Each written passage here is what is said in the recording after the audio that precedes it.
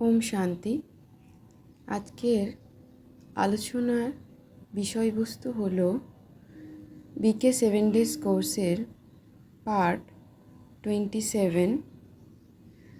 জীবন কমল পুষ্প সমান কিভাবে হয়? স্নেহ ও সৌন্দর্যের অভাবের জন্য আজ মানুষের নিজের ঘরকে ঘর অনুভব করে না। সামান্য একটু কারণে বাড়ির পুরো পরিবেশ খারাপ হয়ে যায়। এখন মানুষের মধ্যে সত্যতা ও বিশ্বস্ততার ভিত্তি সুদৃঢ় নয়। নৈতিক মূল্যবোধ নিজের সুউচ্চ স্থান থেকে যথেষ্ট নিচে নেমে গেছে।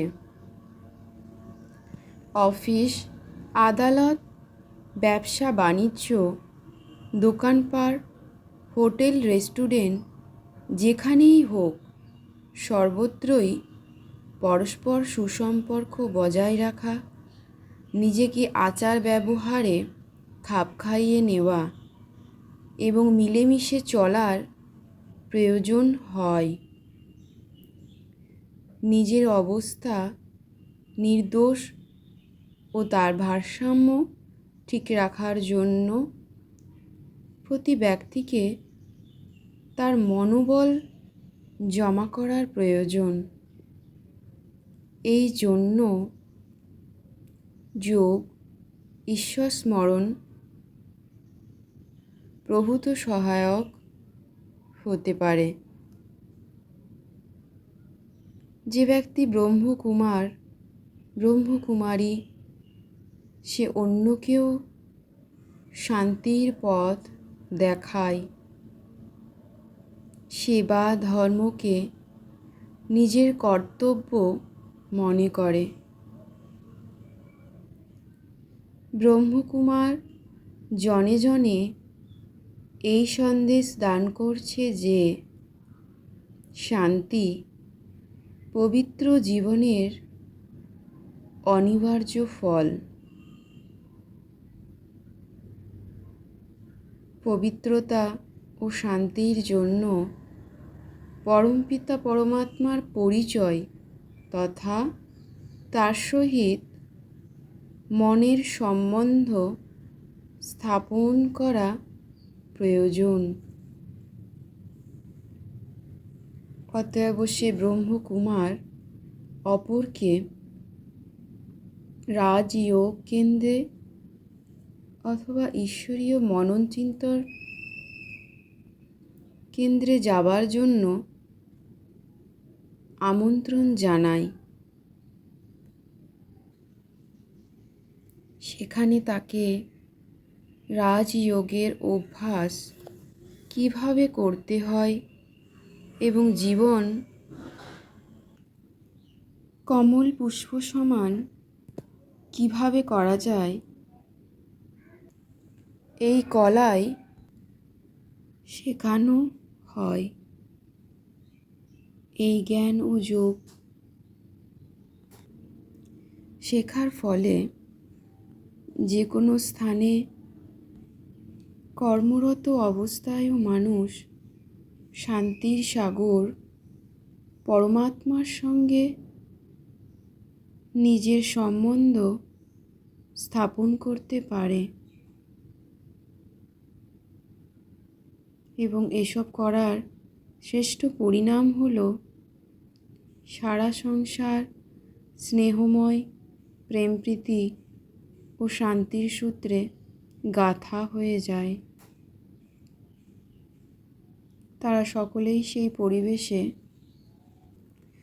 আনন্দ এবং শান্তির অনুভব করে এবং সেই পরিবার সুখী, সুব্যবস্থিত এবং সুগঠিত পরিবার হয়ে যায়।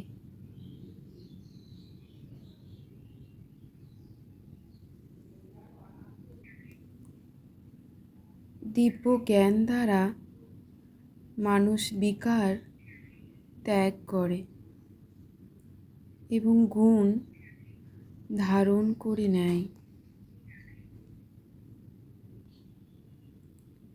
এবং এই দিব্য গুণ আমরা সকল আত্মারা আমাদের সকল আত্মার পিতা নিজ শিবপিতার কাছ থেকে প্রাপ্ত করে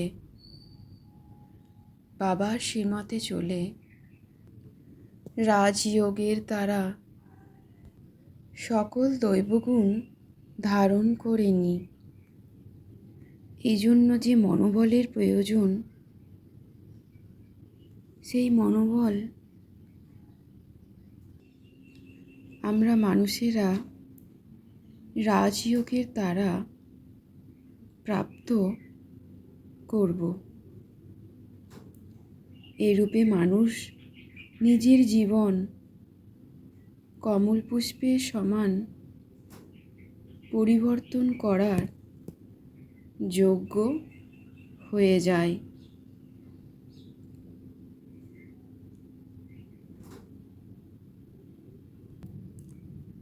কমল পুষ্প অর্থাৎ এটির বিশেষত্ব হল যে এটি জলে জন্মেও জল থেকে স্বতন্ত্র থাকে। যদিও কমলের শিকড়, ডাঁটা প্রভৃতি জলে আছে, তবুও প্রস্ফুটিত কমল সকলের ওপরে থাকে। ঠিক সেরূপ আমাদেরও এই মায়ারূপী বিকারী দুনিয়ায় থেকেও, আমাদের আত্মীয় স্বজন ও মিত্রদের মাঝে থেকেও তাদের প্রতি নিরাসক্ত অর্থাৎ মোহজিত হয়ে থাকা উচিত। অনেকে বলে যে ঘর গৃহস্থে বাস করে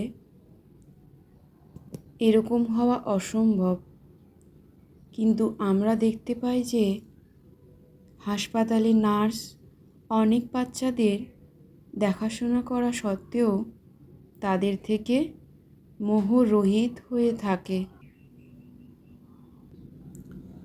এই প্রকারে আমাদেরও উচিত সকলকে পরমপিতা পরমাত্মার সন্তান মনে করে নিজেকে ট্রাস্টি অর্থাৎ সাক্ষী দ্রষ্টা হয়ে তাদের সঙ্গে নিরপেক্ষ ব্যবহার করা,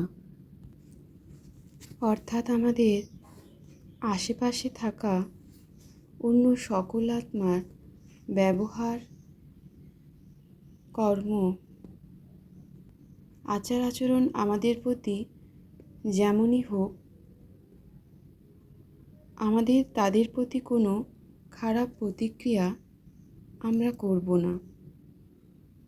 নিরপেক্ষ ব্যবহার সকলের জন্য রাখব।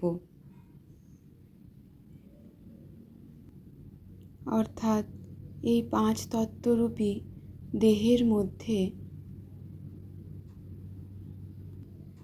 নিজেকে কেবল আত্মা লাইট রূপে সাক্ষীভাবের দৃষ্টিতে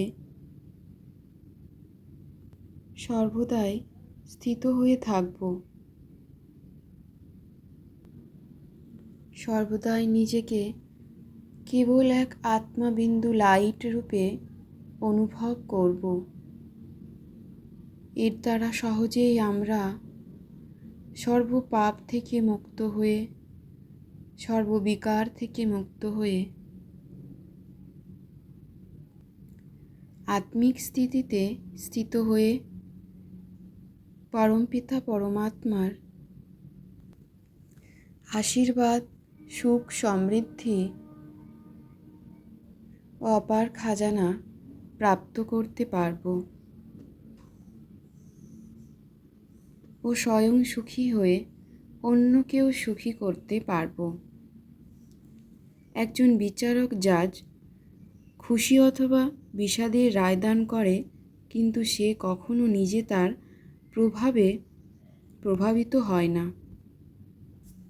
এভাবে আমরাও যাতে সুখ দুঃখের সর্ব অবস্থা বা পরিস্থিতিতে সাক্ষী হয়ে থাকতে পারি, সেই জন্য আমাদের সহজ রাজযোগের শিক্ষা নেবার প্রয়োজন রয়েছে। আমরা রোজ বাবার শ্রীমতে চলে জ্ঞানমূল্যি গ্রহণ করে শিব পিতার শেখানো রাজযোগ করে রাজযোগী হয়ে সর্ববিকার থেকে মুক্ত হয়ে আত্মিক স্থিতিতে সেট হয়ে থেকে নিজ জীবনকে এভাবেই কমল পুষ্প সমান বানাতে পারব। এই মায়াবী বিকারী দুনিয়ায় থেকেও নিজ জীবনকে শ্রেষ্ঠ থেকে শ্রেষ্ঠতর করে তুলব পরমাত্মার দিব্য জ্ঞানের দ্বারা। তাই আমরা রোজ রাজযোগ করব নিজ শিবপিতাকে স্মরণের জন্য। ওম শান্তি শান্তি শান্তি। ওম।